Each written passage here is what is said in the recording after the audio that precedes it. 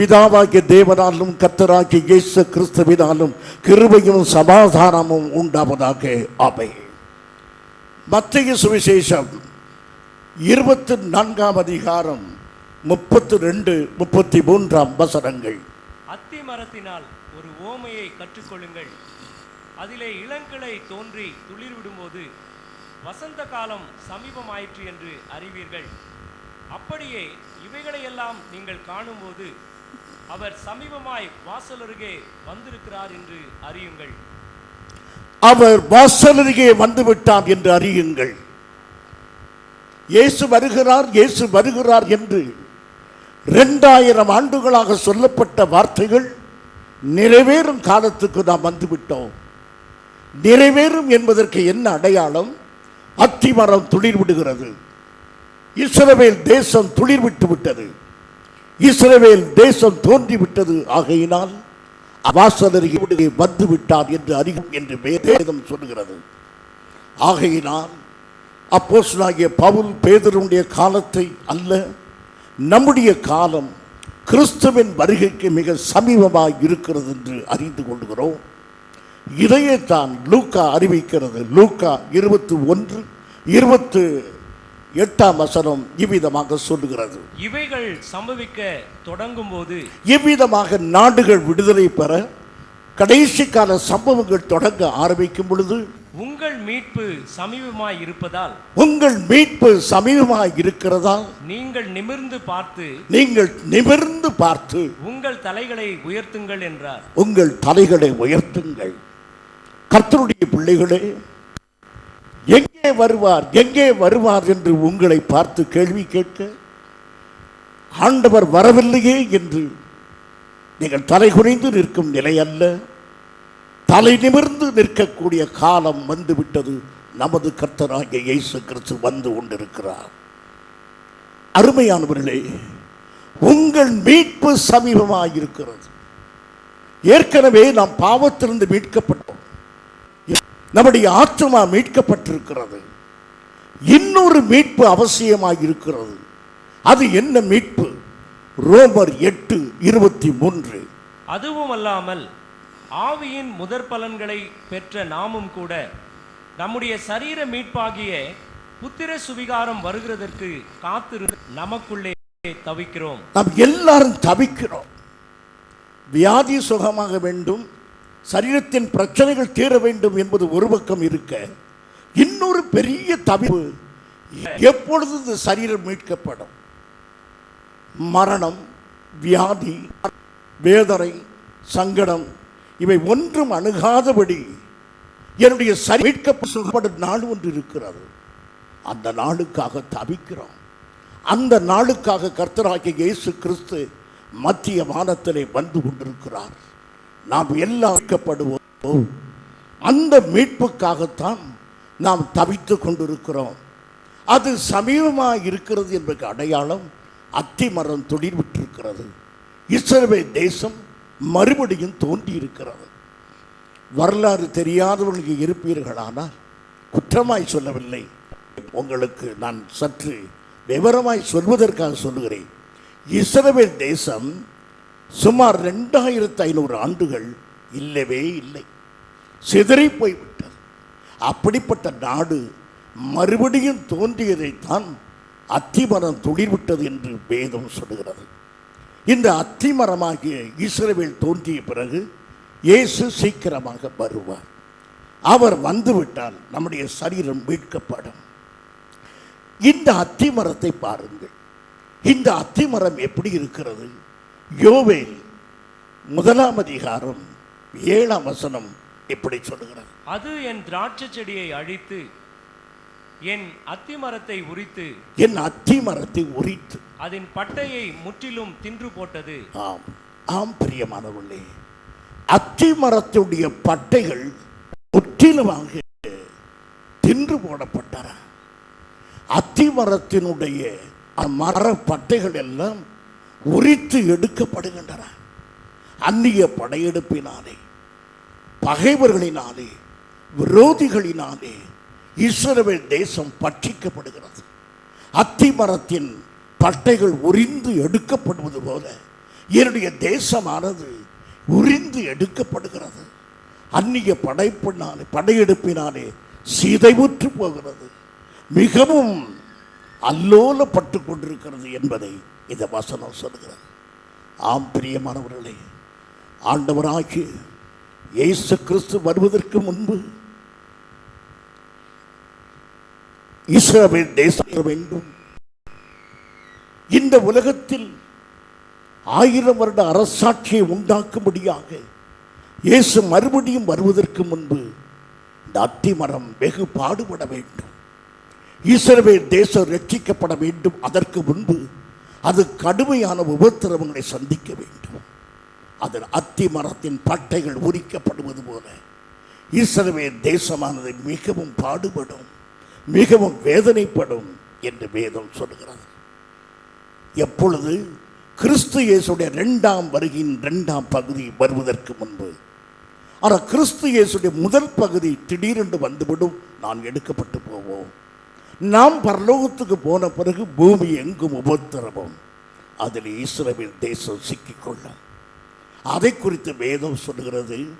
உபாகமம் 30ஆம் அதிகாரம் 19ஆம் வசனம். நான் ஜீவனையும் மரணத்தையும் ஆசீர்வாதத்தையும் சாபத்தையும் உனக்கு முன் வைத்தேன் என்று உங்கள் மேல் வானத்தையும் பூமியையும் இன்று சாட்சி வைக்கிறேன். ஆகையால் நீயும் உன் சந்ததியும் பிழைக்கும்படிக்கு நீ ஜீவனை தெரிந்து கொண்டு. 2 காரியத்தை கர்த்தர் இஸ்ரவேல் தேசத்துக்கு முன்பு வைத்தார். ஜீவனோ மரணமோ, இதில் எதையாவது தெரிந்து கொள். ஆனால் நீ ஜீவனை தெரிந்து கொள்ள வேண்டும் என்று நான் விரும்புகிறேன் என்று கர்த்தர் சொல்லுகிறார். பிரியமானவர்களை, இன்றைக்கு நம்முடைய தெய்வன் நமக்கு முன்பு பரலோகத்தையும் நரகத்தையும் வைத்திருக்கிறார். நரகத்துக்கு நம்மை போகச் சொல்லவில்லை, நரகம் நமக்காக உண்டாக்கப்படவில்லை. It is a choice before us. நமக்கு முன்பு இருக்கிற 2 காரியங்கள். இது எதை தெரிந்தெடுக்கும் நமக்கு உரிமை உண்டு. பரலோகம் வேண்டுமா, பாதாளம் வேண்டுமா, எதையும் தெரிந்தெடுத்துக் கொள்ளலாம். பரிசுத்த வேண்டுமா, அசுத்தமான வாழ்க்கை வேண்டுமா, எதையும் தெரிந்து கொள்ளலாம். கட்டாயப்படுத்திக் கொண்டு இருக்கவில்லை ஆவியானவர். என் பிரியமான சபையே, எதை தெரிந்து கொள்ள போகும்? ஜீவ மார்க்கத்தையா, மரணத்தின் வழியையா, கர்த்தரோடு நடக்கிற பாதையா, பிசாசோடு நடக்கிற உல்லாச வழிகளா? எதை தெரிந்து கொள்ள வேண்டும் என்பதை நீங்கள் தீர்மானம் செய்யுங்கள் என்று அன்று இஸ்ரவேலுக்கு சொன்ன ஆவியானவர் இன்றைக்கு நமக்கு சொல்லுகிறார். அருமையானவர்களே, இஸ்ரவேலர்கள் கீழ்ப்படியவில்லை. தேவன் அருமையாசித்து உருவாக்கி கொடுத்த தேசத்தை அவள் காத்து கொள்ளவில்லை. அதனாலே தான் அவள் சிதறடிக்கப்பட்டார்கள். என் பிரியமான சகோதரனே, சகோதரியே, நீ நிலை பெறாமல் கர்த்தருக்குள் இருக்க வேண்டும் என்பது தேவ சித்தம். சமாதானம் இல்லாமல், வாழ்க்கையின் நிம்மதி இல்லாமல், அங்கும் எங்குமாக நீ அலைந்து திரிய காரணம் பிராப்தம், விதி அல்ல. நீ தேவனை விட்டு தூரமாய் விலகி போனதினாலே, தேவனது கட்டளைகளுக்கு நீ தூரமாய் சஞ்சரிக்கிறபடியினாலே இன்றைக்கு நீ அலைந்து கொண்டே இருக்கிறாய். கொஞ்சம் கவனி. இளைப்பாறுதல் இல்லை, குடும்பத்தில் சமாதானம் இல்லை, பிள்ளைகள் எனக்கு அடங்கவில்லை, வியாதி, பணப்பற்று என்று ஒன்றை மேல் ஒன்றாய் இருக்கிறது. சற்று தெய்வ சமூகத்தில் உட்கார் என் அருமையான சகோதரனே, சகோதரியே. தேவன் என்ன சொல்கிறார்? தேவனுக்கு விரோதமாக போனதினாலே இப்படிப்பட்ட அலக்களிப்பு இருக்குமானால் தெய்வ சமூகத்தில் மனம் திரும்பி கர்த்தருக்குள் ஒப்புரவாகிவிடு. வேதம் சொல்கிறது. உபாகமம் 28ஆம் அதிகாரம் 64ஆம் வசனம். கர்த்தர் உன்னை பூமியின் ஒரு முனை துவக்கி பூமியின் மறுமுனை மட்டும் இருக்கிற எல்லா ஜனங்களுக்குள்ளும் சிதறடிப்பார். இஸ்ரவேல் ஜனத்தை உலகமெங்கும் சிதறடிப்பார். அங்கே நீயும் உன் பிதாக்களும் அறியாத மரமும் கல்லுமான அந்நிய தேவர்களை சேவிப்பாய். ஆம் பிரியமானவர்களே, என்னை மாத்திரம் என் கர்த்தர் சந்தித்திராவிட்டார் நான் ஒரு பெரிய விக்கிரகத்தை வைத்திருப்பேன். அது என்ன? கடவுள் இல்லை என்கிற தத்துவத்தை வணங்கியிருப்பேன். என்னையோ என் கர்த்தர் அன்பாக நேசித்து சேர்த்து கொண்டார். கர்த்தர் கைவிடுவாரானால் நம்முடைய நம்பிக்கைகள் வேறு விதமாக இருக்கும். இயேசுவே என்று நீ கூப்பிடுவது பெரிய சலாக்கியம். அவரை அப்பா பிதாவே என்று நீ கூப்பிடுவது தேவன் உனக்கு கொடுத்த மிகப்பெரிய காரியம். அருமையானவர்களே, வாசியுங்கள் 65ஆம் வசனம். அந்த ஜாதிகளுக்குள்ளே உனக்கு இளைப்பாறுதல் இராது. ஆம் பிரியமானவர்களே, கர்த்தரை விட்டு விலகி போன உள்ளத்துக்கு இளைப்பாறுதல் இல்லை. அது சமாதானத்தை பெற. இங்கே சொல்லப்படுகிற வார்த்தையை கவனியுங்கள், வாசியுங்கள். அந்த ஜாதிகளுக்குள்ளே உனக்கு இளைப்பாறுதல் இராது, உன் உள்ளங்கைகள் தங்கி தரிக்க இடமும் இராது.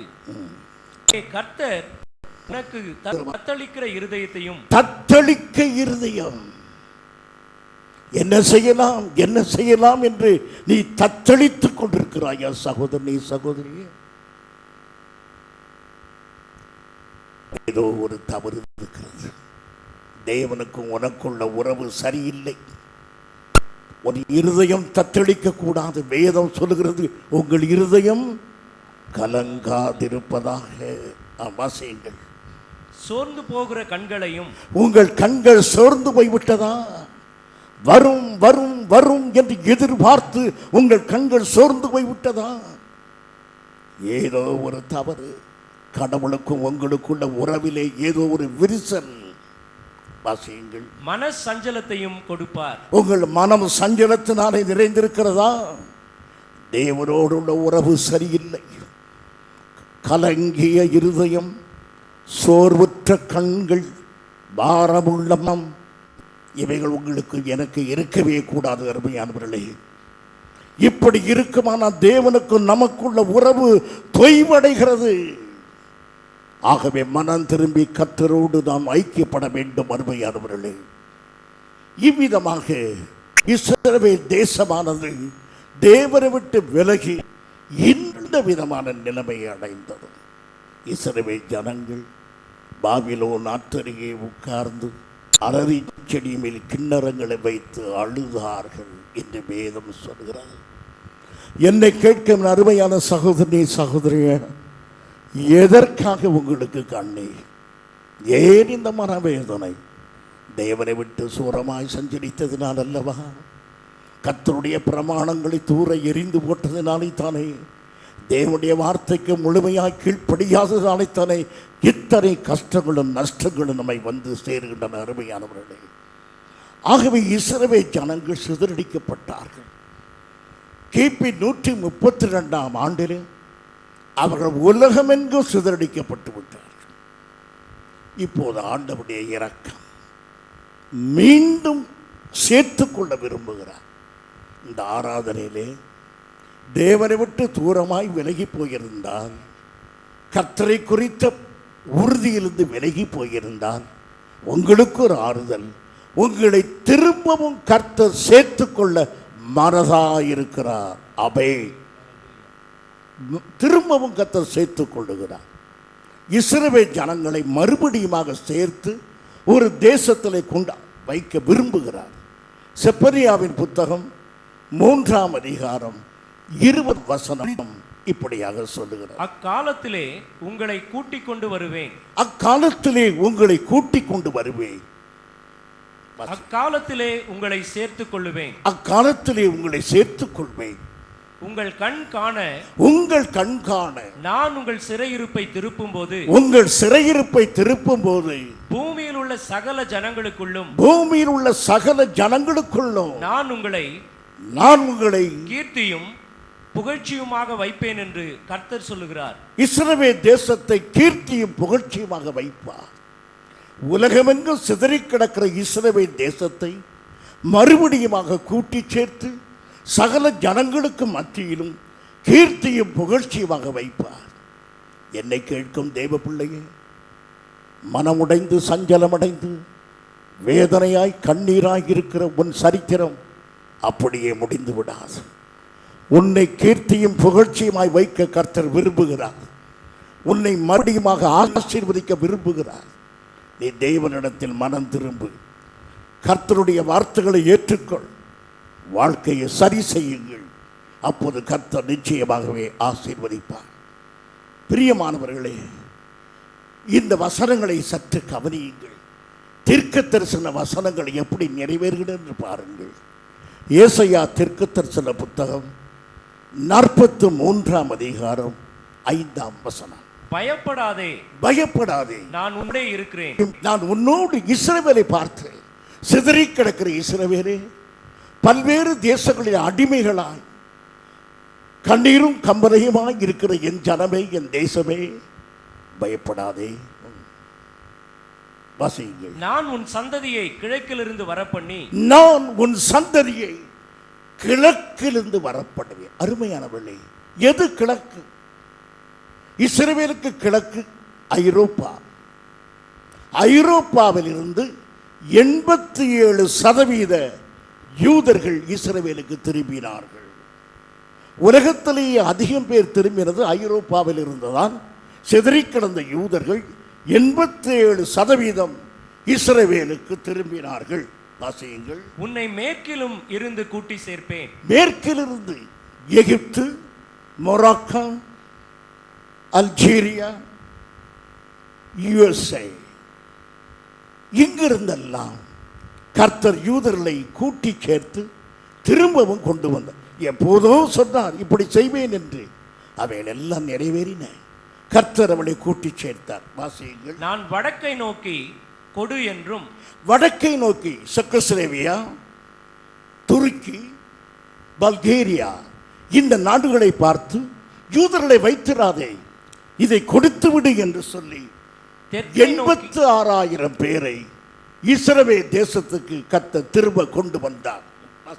தெற்கை நோக்கி வைத்திராதே என்றும் சொல்லி, தெற்கை என்றார் அரேபிய நாடுகள், அரபு நாடுகளிலிருந்து வைத்திராதே என்று சொல்லி, தூரத்திலிருந்து என் குமாரரையும் பூமியின் கடையாந்திரத்திலிருந்து என் குமாரத்திகளையும். போதும். தெற்கே இருந்து ஒரு கூட்டத்தை கர்த்தர் கொண்டு வருகிறார். தெற்கு அரபு நாடுகளிலிருந்து 1,48,000 யூதர்களை அவர் கொண்டு வந்தார். இந்த அரபு நாடுகளிலே இஸ்ரவேலர்கள் கழுதை மீது ஏறி பிரயாணம் பண்ண முடியாது, பண்ணக்கூடாது. அவள் நடந்தே போக வேண்டும். சத்தம் போட்டு ஜெபம் பண்ணினால் அவளை அடிப்பார்கள். யெகோவா என்று பாடி துதித்த தேவ ஜனம், அல்லேலூயா என்று கம்பீரித்த கர்த்தருடைய ஜனங்கள் அரபு தேசத்திலே யெகோவா என்று சத்தமிட்டு சொன்னால் அடிபட்டு சாகிற அவல நிலைக்குள்ளானார்கள். கர்த்தரை விட்டு விலகி போனதினாலே ஒரு கழுதையின் மீது கூட ஏற உரிமையற்றவர்களாக, அடிமைகளாக நடத்தப்பட்ட இஸ்ரவேலர்கள் எல்லாரையும் கர்த்தர் கூட்டி சேர்த்து 1948ஆம் ஆண்டு மே மாதம் 16ஆம் தேதி மறுபடியும் இஸ்ரவேலை உருவாக்கினார். நமது கர்த்தர் ஜீவிக்கிறார். அருமையானவர்களே, அவருடைய வார்த்தைகள் அப்படியே நிறைவேறின. நான் இன்னும் கொஞ்சம் விஸ்தாரமாய் உங்களோடு பேசுகிறேன், கொஞ்சம் கவனியுங்கள். இஸ்ரவேல் தேசம் மறுபடியும் உதயமாயிற்று என்றால் அதில் நீங்கள் கவனிக்க வேண்டும். இஸ்ரவேலுடைய மொழி எது? எபிரேய மொழி. அந்த எபிரேய மொழி அப்படியே ஒளிந்து போய்விட்டது. எபிரேய மொழி வழக்கில் இல்லை. சமஸ்கிருத மொழி வழக்கில் இல்லாதது போல எபிரேய மொழி வழக்கில்லாமல் போயிற்று. கர்த்தர் ஜனங்களை எல்லாம் கூட்டி சேர்த்த பிறகு பழைய ஏற்பாட்டிலிருந்து 10,000 எபிரேய வார்த்தைகளை எடுத்தார்கள். மொழியை மறுபடியும் உண்டாக்குவதற்காக 10,000 எபிரேய வார்த்தைகளை எதிலிருந்து எடுத்தார்கள்? பழைய ஏற்பாட்டிலிருந்து எடுத்தார்கள். இவ்விதமாக சீக்கிரத்திலே எபிரேய மொழி உருவாயிற்று. இன்றைக்கு இஸ்ரவேல் தேசத்திலே 30 செய்தித்தாள்கள் இருக்கின்றன எபிரேய மொழியிலே. எவ்வளவு பெரிய விடுதலை பார்த்தீர்களா? வழக்கொழிந்து போன எபிரேய மொழி மீண்டும் உயிர் பெற்று இன்றைக்கு 37 பத்திரிகைகள் அதே மொழியில் இருக்கின்றன. மொழி மிக முக்கியம். நான் சொல்வதை கவனியுங்கள். தமிழ் மொழி மிக முக்கியம். கிறிஸ்தவர்களுக்கு தமிழ் மொழி மிக முக்கியம். ஆங்கில மோகத்திலிருந்து விடுதலை பெற வேண்டும். வேதாகமத்தை ஆங்கிலத்தில் வாசிப்பதை ஓரளவுக்கு பயன்படுத்தி தமிழில் வேதத்தை வாசியுங்கள். என்ன திடீரென்று தமிழ் பற்று வருகிறது? தமிழ் பற்று அல்ல, கர்த்தர் மேல் உள்ள பற்று. வேத புத்தகத்தை திருப்பிய உடனே முதல் பக்கத்தில் இருக்கிறது, இது மூல பாஷையாகிய எபிரேயு கிரேக்க மொழியிலிருந்து நேரடியாக மொழிபெயர்க்கப்பட்டது தமிழ் வேதாகமம். உலக ஆங்கில வேதாகமத்தை விட மிக சிலாக்கியமான ஒன்று நாம் நேரடியாக மூல பாஷையை நாம் எடுத்திருக்கிறோம் இந்த வேத புத்தகத்தை. ஆகையினால் சரியான விளக்கத்தை ஆங்கில வேத புத்தகம் அல்ல, எதுதான் தர முடியும்? தமிழ் வேதாகமம் மாத்திரமே. ஆகையினால் உங்கள் பிள்ளைகளை நீங்கள் ஆங்கில பண்டிதர்களாக வைத்துக் கொள்வதில் எனக்கு ஆட்சேபனை இல்லை. ஆனால் தமிழ் வேதாகமத்தை வாசிக்க கொடுங்கள். தமிழில் வேதத்தினுடைய சத்தியங்கள் சரியாக அறிந்து கொள்ள உதவி செய்யும். அது மாத்திரமல்ல, இஸ்ரவேல் தேசமானது அந்நிய படையெடுப்பினாலே பாழாயிற்று. தீத்துராயன் காலத்தில் தெருக்கள், நகரங்கள், பட்டணங்கள் எல்லாம் நாசமாயின. இப்போது பாருங்கள் அந்த தேசம் எப்படி இருக்கிறது என்று. ஏசாயா 35:1. ஏசாயா 35ஆம் அதிகாரம். வனாந்திரமும் வறண்ட நிலமும் மகிழ்ந்து கடுவெளி கழித்து புஷ்பத்தை போல செழிக்கும். இப்போது பாருங்கள், இஸ்ரவேல் தேசம் வனாந்திரம் போல இப்போது தேசமான செழிமையாக இருக்கிறது. எங்கு பார்த்தாலும் பாலும் தேனும் ஓடுகிற அருமையான தேசமாக அது மாறி இருக்கிறது. கர்த்தர் தேசத்தை ஆசீர்வதித்திருக்கிறார். பிரியமானவர்களே, நம்முடைய நாட்டில் இப்போது எங்கு பார்த்தாலும் மரம் நடு விழா நடக்கிறது. ஏதாவது விழா என்றால் உடனே மரம் நடுகிறார்கள். புதிதாக தோன்றிய இஸ்ரவேல் தேசத்தில் மரங்கள் வளர வேண்டும் என்பது தேவ சித்தம். எசேக்கியேல் 36ஆம் அதிகாரம் 30ஆம் வசனம் வாசியுங்கள். நீங்கள் இனிமேல் ஜாதிகளுக்குள்ளே பஞ்சத்தினால் உண்டாகும் நிந்தையை அடையாதபடிக்கு விருட்சத்தின் கனிகளையும் வயலின் பலன்களையும் பெருக பண்ணுவேன். விருட்சத்தின் மரங்களை பெருக பண்ணுவேன், கனிகளை பெருக பண்ணுவேன், தாவர வர்க்கத்தை பெருக பண்ணுவேன் என்று கர்த்தர் சொன்னார். 48ஆம் ஆண்டு இஸ்ரவேல் தேசம் உதயமாயிற்று.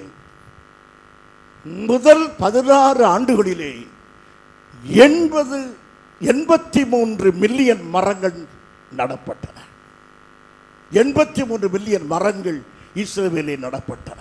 வேத வாக்கியம் நிறைவேறுகிறது.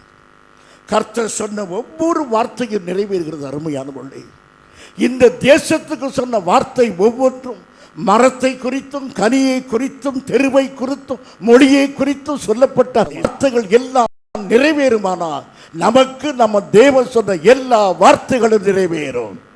கர்த்தருடைய வார்த்தைகள் ஒன்றாகிலும் தாழ விழாது. கர்த்தர் அனைத்தையும் காத்துக்கொள்ள வல்லமை உள்ளவராய் இருக்கிறார். ஆமென். இதோ மாத்திரமல்ல, ஒரு சின்ன நாடு இஸ்ரவேல் தேசம், அது வலிமையான நாடாக இருக்கிறது. A powerful nation today. சின்ன நாடு. அந்த சின்ன நாடு இந்த உலகத்தையே அச்சுறுத்தக்கூடிய அளவில் அவ்வளவு வல்லமை உள்ள நாடாக இருப்பதை பாருங்கள். 1948ஆம் ஆண்டு இஸ்ரவேல் தேசம் உதயமாயிற்று. இந்த தேசமானது கண்ணுக்கு முள்ளாக இருக்கிறது. இந்த தேசத்தை எப்படியாவது அழித்து விட வேண்டும். ஆனால் தேவனோ இந்த தேசத்தின் மீது தன் கரத்தை நீட்டி இருக்கிறார். அத்தருடைய தேசம். பிரியமானவர்களே, இப்போ 1967ஆம் ஆண்டு அரபு நாடுகள் எல்லாம் ஒன்றாக சேர்ந்து இஸ்ரவேலை அழித்து விட வேண்டும் என்று வைராக்கியம் பாராட்டினார். அப்துல் நாசர் எகிப்து நாட்டு அதிபர் அக்குவா கால்வாயை மூடி சுயஸ் கால்வாயை இஸ்ரவேலுக்கு எந்த விதமான ஏற்றுமதியும் நடைபெறாதபடி தடுத்தார். நெருக்கடியான சூழ்நிலை இஸ்ரவேலுக்கு உண்டாக்கப்பட்டது. 1967 ஆண்டு இஸ்ரவேலுக்கு விரோதமாக ஒரு பெரும் படையெடுப்பு. என்னை கேட்கும் அருமையான சகோதரனே சகோதரியே, கர்த்தருடைய பிள்ளையாக இருந்தாலும் நமக்கு போராட்டம் உண்டு. இஸ்ரவேலுக்கு விரோதமாக படையெடுப்பு வந்தது போல நமக்கு விரோதமாக மற்றவர்களாலே தீங்கு, வியாதி, வறுமை, கஷ்டம் வரலாம். சோர்ந்து போய்விடாதீர்கள். இஸ்ரவேல் தேசமானது யுத்தத்துக்கு ஆயத்தமானது. அருமையானவர்களே, அப்துல் நாசர் எகிப்து நாட்டு அதிபர் சொன்னார், the war will be total, the nation Israel will be wiped out from the world map. உலக வரைபடத்திலிருந்து இஸ்ரவேல் தேசம் காணாமற் போய்விடும்.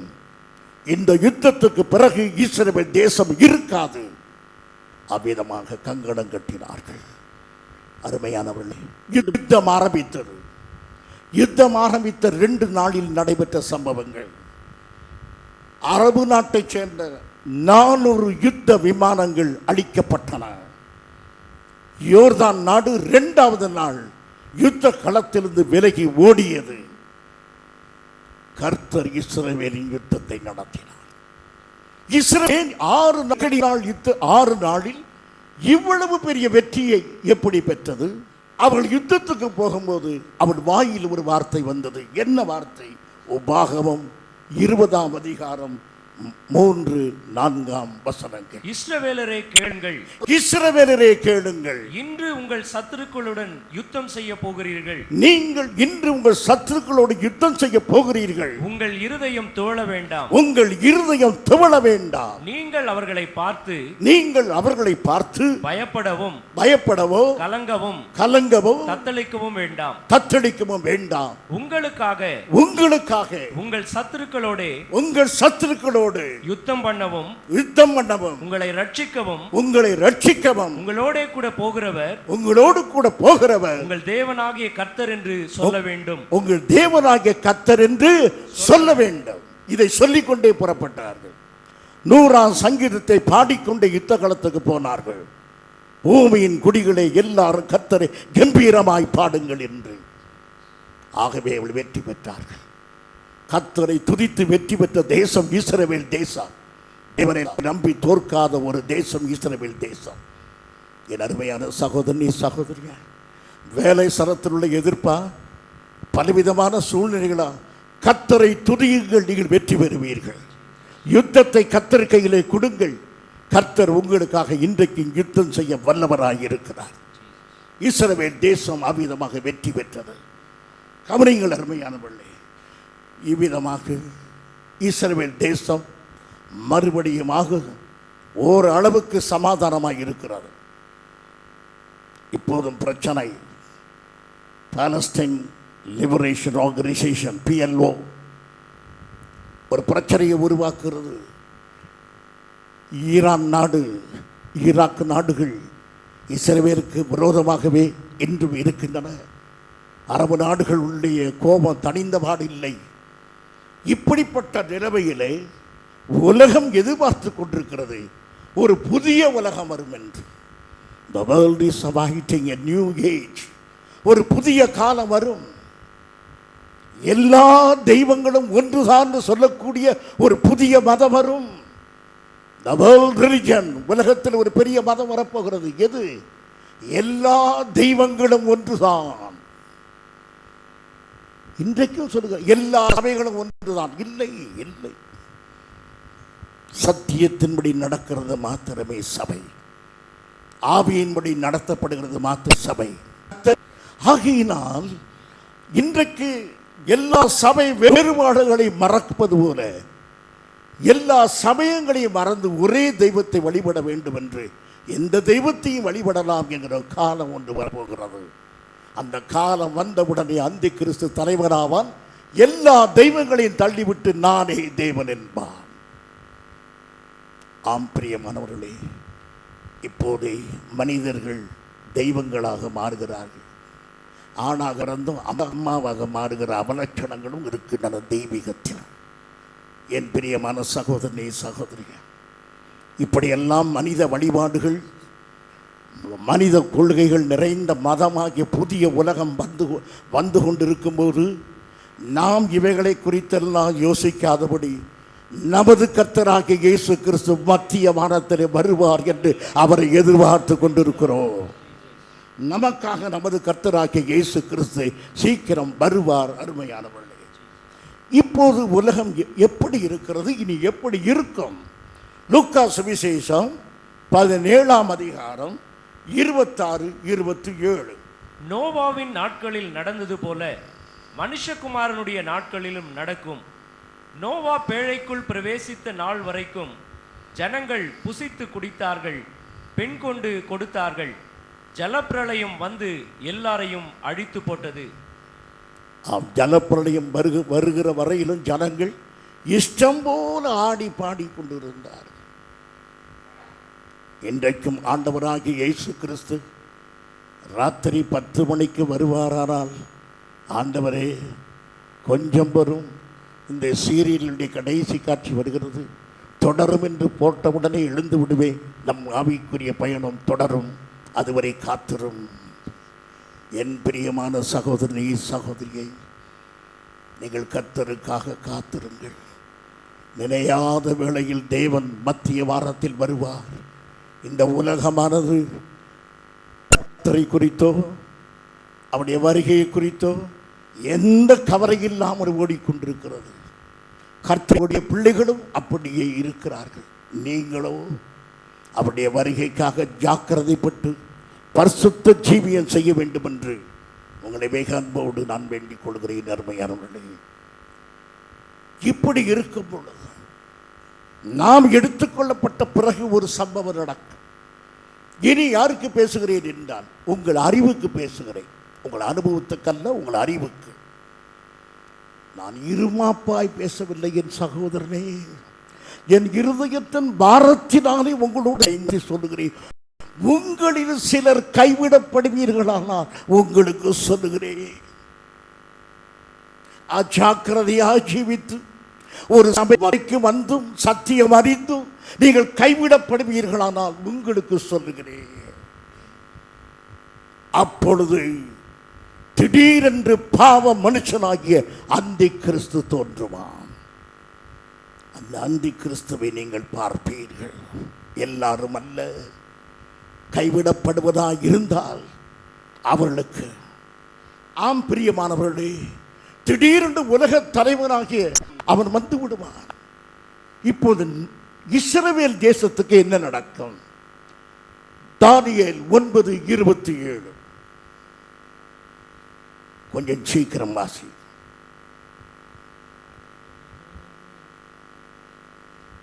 அவன்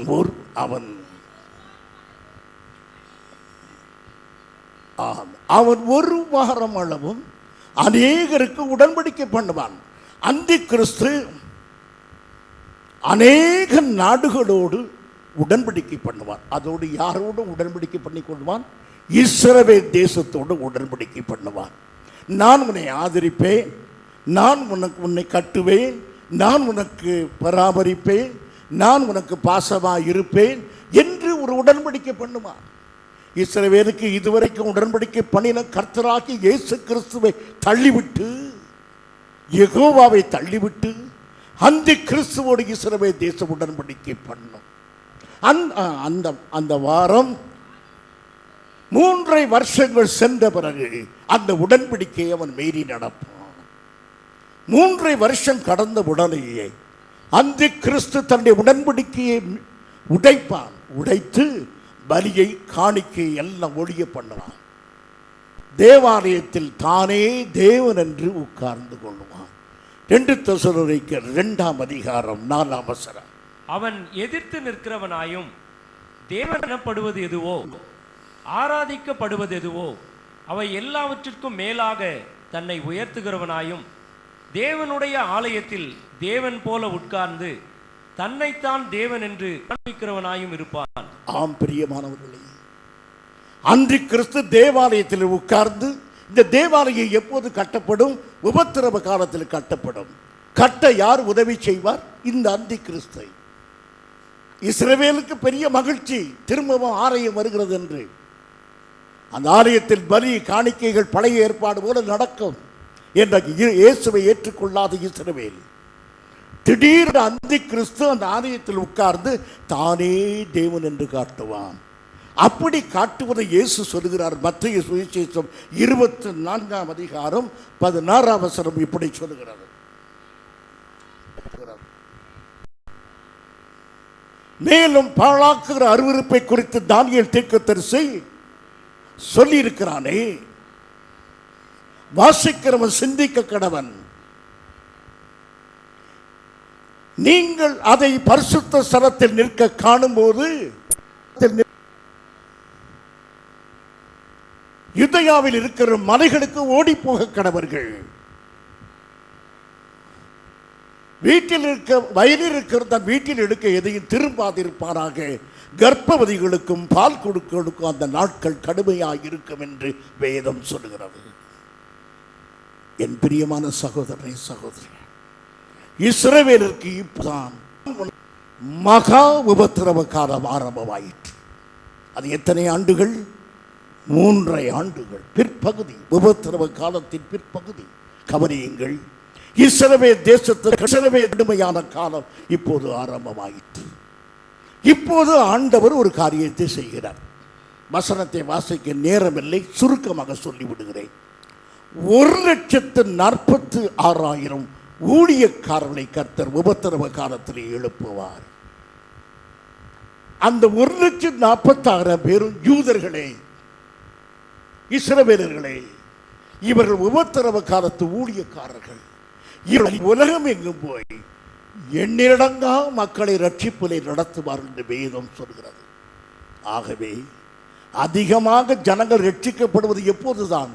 உபத்திரவ காலத்தில் ஏராளமான மக்கள் ரட்சிக்கப்படுவார்கள். வசதியாய் இருப்பதை விட நெருக்கத்தில் ஜனங்கள் கர்த்தரை தேடுவார்கள். அருமையானவர்களே, அதனால் தான் தாவீது சொல்லுகிறான், நான் உபத்திரவப்பட்டது நல்லது. என் பிரியமான சகோதரி, 1,44,000 பேர் இந்த யூதர்கள் எழும்பி உலகமெங்கும் போய் கர்த்தருடைய வார்த்தையை பிரசங்கம் பண்ணி திரளான மக்களை ரட்சிப்பிலே நடத்துவார்கள். இவர்கள் புதிய ஏற்பாட்டு விசுவாசிகள் அல்ல. இன்றைக்கு எந்த சபையிலும் இவர்கள் இல்லை. இவர்கள் உபத்திரவ காலத்து மக்கள். இந்த 1,44,000 பேரும் அவராலே ரட்சிக்கப்பட்ட கூட்டமும் உபத்திரவ காலத்திலே கர்த்தருடைய சமூகத்தில் எடுத்துக்கொள்ளப்படும். அவர்களும் பரலோகத்துக்கு போய் விடுவார்கள். பழைய ஏற்பாட்டு பரிசுத்தவான்கள் பரலோக ராஜ்யத்தை எடுத்துக்கொள்ளப்படுகிறார்கள். உபத்திரவ காலத்து பரிசுத்தவான்கள் பரலோக ராஜ்யத்தை எடுத்துக்கொள்ளப்படுகிறார்கள். புதிய ஏற்பாட்டு பரிசுத்தவான்களாகிய நாம் எடுத்துக்கொள்ளப்படுகிறோம். ஒரு வித்தியாசம், நாம் எடுத்துக்கொள்ளப்படுவதற்கு கர்த்தரே வந்து நம்மை அழைத்து செல்கிறார். ஆமென். வேற யாரையும் அழைத்து செல்வதற்கு கர்த்தர், நான் வந்து நான் இருக்கும் இடத்தில் நீங்கள் இருக்கும்படி நான் மறுபடியும் வந்து உங்களை அழைத்துக் கொள்வேன். ஹல்லேலூயா. ஆகவே நம்மைத்தான் அப்படி அழைத்துக் கொள்ள. அருமையானவர்களே, இவ்விதமாக பரிசுத்தவான்கள் பரலோகத்தில் இருக்கும் பொழுது இந்த பூமியிலே உபத்திரவ காலம் நீடித்துக் கொண்டே போகிறது. உலகத்தில் பஞ்சம், பசி, தாகம், எங்கு பார்த்தாலும் இரத்த காடுகள், ஜனங்கள் கதறி துடிக்கிறார்கள். அந்த கிறிஸ்து கள்ளத்திற்கு தரிசை சாத்தாராயுடைய மூவருடைய வாயிலும் இருந்து தவளை கொப்பான ஆவிகள் வந்து உலகத்தின் ராஜாக்களை எல்லாம் அழைத்து கிறிஸ்துவுக்கு விரோதமாக போராட வரும். இஸ்ரவேல் தேசத்துக்கு விரோதமாக அர்மகெதான் என்ற இடத்திலே கடைசி யுத்தம் நடக்கும். கடைசி யுத்தம் அர்மகெதான் இடத்திலே ஆண்டவராகிய இயேசு கிறிஸ்து வானத்திலிருந்து இறங்கி ஒலிவ மலையின் மேல் வந்து நிற்பார். அவர் அப்பொழுது இஸ்ரவேலுக்காக போராடி ஜனங்களை 2ஆக பிரித்து வலது பக்கத்தில் உள்ளவர்களை 1000 வருட அரசுக்கும் இடது பக்கத்தில் உள்ள எரி நரகத்துக்கும் தள்ளுவார். அதன் பிறகு 1000 வருட அரசாட்சி. 1000 வருட ஆண்டவர் 1000 வருடம் இந்த உலகத்தை அரசாள போகிறார். அப்படித்தான் வேதம் சொல்கிறது. வெளிப்படுத்தல் 20ஆம் அதிகாரம் 8ஆம் வசனம். பூமியின் 4 திசைகளிலும் உள்ள ஜாதிகளாகிய கோகேயும் மாகோகேயும் மோசம் போக்கும்படிக்கும் அவர்களை யுத்தத்திற்கு கூட்டிக் கொள்ளும்படிக்கும் புறப்படுவான். அவருடைய தொகை கடற்கரை மணலத்தனையாயிருக்கும். 1000 வருட அரசாட்சி முடிந்தவுடனே ஜனங்கள் எல்லாரும் இயேசுவை ஏற்றுக்கொள்ளவில்லை. அவள் எல்லாரும் யார் பக்கம் சாய்ந்தார்கள்? சாத்தான் பக்கம் சாய்ந்த கூட்டம் எவ்வளவு இருந்தது? கடற்கரை மணல் அத்தனையாய். ஏராள மக்கள் ரட்சிக்கப்பட்டு பரலோகத்துக்கு போனார்கள். ஆனால் ஏராள மக்கள் இப்போது யாரை சேர்ந்து கொண்டார்கள்? சாத்தானை. எந்த ஆட்சிக்கு பிறகு? 1000 வருட கிறிஸ்துவின் ஆட்சிக்கு பிறகு ஜனங்கள் இவ்விதமாக தேவனை விட்டு விலகி போவார்கள். கர்த்தர் அவர்களை அழித்து கடைசி நியாய தீர்ப்பு, ஒயிட் த்ரோன் ஜட்மெண்ட், வெள்ளை சிங்காசனத்தில் அமர்ந்து இந்த உலகத்தை நியாயம் தீர்ப்பார். உலகத்தில் உள்ள மரித்தோராகிய பெரியோர் சிறியோர், பூமான்கள் சீமான்கள் கோமான்கள் மிட்டாசாஸ்கள் மிராசுதார்கள், எம்எல்ஏக்கள் எம்பிக்கள், வட்ட செயலாளர்கள் மாவட்ட செயலாளர்கள் எல்லாரும் எழும்பி நிற்பார்கள். அப்போது தீர்ப்பு வாசிக்கப்படுகிற வெளிப்படுத்தல் 20:15. ஜீவ புஸ்தகத்திலே எழுதப்பட்டவனாக காணப்படாதவன் எவனோ அவன் அக்கினி கடலிலே தள்ளப்பட்டான். ஜீவ புஸ்தகம் எல்லாருடைய பேரும் ஜீவ புஸ்தகத்தில் இருக்கும். உலகத்தில் பிறந்த எல்லாருடைய பேரும் ஜீவ புஸ்தகத்தில் இருக்கும். ரட்சிக்கப்படாவிட்டால் அது கிறுக்கப்படும். கடைசி நாள் மரித்தோர் யாவரையும் எழும்பி நிற்கிறார்கள். மரித்து எழும்பி நிற்கிறார்கள் உயிரோடு. ஜீவ புஸ்தகத்தை அந்த பெயரெல்லாம் கிறுக்கப்பட்டு விட்டன. ஏனென்றால் ரட்சிக்கப்படாதவர்கள். ஜீவ புஸ்தகத்தில் பெயர் எழுதப்பட்டு காணப்படாதவன் எவனோ அவன் அக்கினி கடலில் தள்ளப்படுவான். என்னை கேட்கும் அருமையான சகோதரனே சகோதரியே, கோடிக்கணக்கான மக்கள் நரகத்துக்கு போகிறார்கள். நீங்கள் என்ன செய்ய போகிறீர்கள் அருமையானவர்களே? இன்னும் நீங்கள் காலையும் மாலையும் அந்தன்று வேண்டிய ஆகாரத்தை எனக்கு இன்று தாரும், என்னையும் என் பிள்ளைகளையும் பத்திரமாக பாதுகாத்து கொள்ளும், இதை மாத்திரமே வேண்டிக் கொண்டு மாபெரும் படியை மறந்து போவீர்களானால் கர்த்தர் உங்களிடத்தில் கணக்கு கேட்பார். உங்கள் அநேகருக்கு இன்றைக்கு கர்த்தர் பேசுகிறார். நீங்கள் ஊழியம் செய்யுங்கள் அருமையானவர்களே. ஆத்துமாக்களை கர்த்தருக்கென்று சம்பாதியுங்கள். கலிலேயாவிலே சாதாரண மனிதனாக வந்த இயேசு கிறிஸ்து ராஜாதி ராஜனாக வந்து கொண்டிருக்கிறார் அருமையானவர்களே. கழுதை மீது ஏறி வந்த கர்த்தர் வெள்ளை குதிரை மீது ஏறி வருகிறார். வேலைக்காரனாக வந்தவர் அதிகாரமுள்ள நியாயாதிபதியாய் வந்து கொண்டிருக்கிறார். முள்ளிலான கிரீடத்தை சூடியவர் ராஜ கிரீடத்தை சூடி வந்து கொண்டிருக்கிறார். தடியினாலே அடிபட்ட தேவன்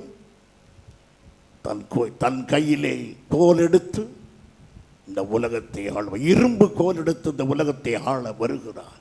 கோலால் அடிக்கப்பட்ட நம்முடைய கர்த்தர் கோல் எடுத்து இந்த உலகத்தை ஆளுவதற்கு வந்து கொண்டிருக்கிறார். நிமிர்ந்து நின்று அவரை பார்த்து பரிகாசம் பண்ணினவர்கள் குனிந்து நின்று முழங்காலில் நின்று கதறி துடிக்கும் காலம் ஒன்று வரப்போகிறது. அதற்கு முன்பு நாம் ஆயத்தமாவோம். அதற்கு முன்பு நம்முடைய கர்த்தரை சந்திக்க நான் ஆயத்தமாவோம். நாம் ஜெபம் பண்ணுவோம். எங்கள் அருமையான பிதாவே, உம்முடைய அன்பின் குமாரரும் எங்கள் அருமை இரட்சகருமான இயேசு கிறிஸ்துவின் நாமத்திலே வருகிறோம். உம்முடைய வருகை மிக சமீபம் என்பதை வேத வரலாற்று சம்பவங்களோடு எங்களுக்கு இந்த 1 மணி நேரம் சுட்டி காட்டினீர் ஆண்டவரே. நாங்கள் ஜாக்கிரதையாய் ஜீவிக்க எங்கள் ஒவ்வொருவருக்கும் நீ கிருபை தாரும் ஆண்டவரே. அலட்சியமாக அசட்டையாக இருக்கிற மக்களை நீ சந்தித்து எப்படியாவது உமக்குள்ளே ஆர்வமுள்ள மக்களாக மாற்ற வேண்டும் என்று ஜெபிக்கிறோம். எங்கள் சபையிலே இன்னும் வசனத்துக்கு ஒரு நடுக்கமும் பரிசுத்தத்தை இனி அதிகமாய் தர வேண்டும் என்று வேண்டுகிறோம். சபை மக்கள் யாவருடைய வருகைக்கு ஆயத்தப்பட்டு இருக்க உதவி செய்யும். பிரசங்கம் ஆகாதவனாய் தள்ளப்பட்டு போகாதபடி என் சரீரத்தை ஒடுக்கி உம்முடைய வருகை கண்டு ஆயத்தப்பட எனக்கும் உதவி செய்யும் ஆண்டவரே. உம்முடைய வல்ல நல்ல கரத்தில் யாவரையும் தாழ்த்தி ஒப்புக் கொடுக்கிறோம். யாவரும் பரிசுத்தமாய் வாழ்ந்து மத்திய வானத்தில் வரும்போது, வாரும் இயேசுவே, கர்த்தராகிய இயேசு கிறிஸ்துவே வாரும், ஆமென் என்று சொல்லத்தக்கதாக எங்கள் யாவரையும் மாற்றுவீராக. இயேசுவின் நாமத்தில் பிதாவே, ஆமென். என் ஆத்துமாவே கர்த்தரை ஸ்தோத்திரி, என் முழு உள்ளமே அவர் பரிசுத்த நாமத்தை ஸ்தோத்திரி. என் ஆத்துமாவே கர்த்தரை ஸ்தோத்திரி, அவர் செய்த சகல உபகாரங்களை மறவாதே. ஆமென். நம்முடைய கர்த்தராகிய இயேசு கிறிஸ்துவின் கிருபையும் பிதாவாகிய தேவனுடைய அன்பும் பரிசுத்த ஆவியானுடைய ஐக்கியமும் நம் அனைவரோடு கூட என்றும் இருப்பதாக. ஆமென்.